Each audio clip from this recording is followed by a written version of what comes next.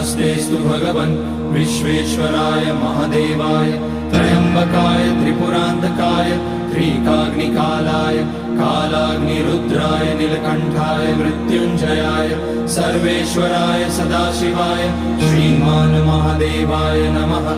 ॐ नमः शम्भवाय च मयोभवाय च नमः शङ्कराय च मयस्कराय च नमः शिवाय च शिवतराय च।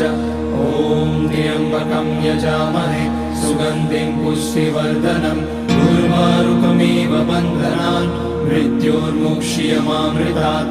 नागेन्द्रहाराय त्रिलोचनाय भस्माकराय महेश्वराय नित्याय शुद्धाय दिगम्बराय तस्मै नकाराय नमः शिवाय। मन्दाकिनी सलिलचन्दन चर्चिताय नन्दीश्वर प्रमथनाथ महेश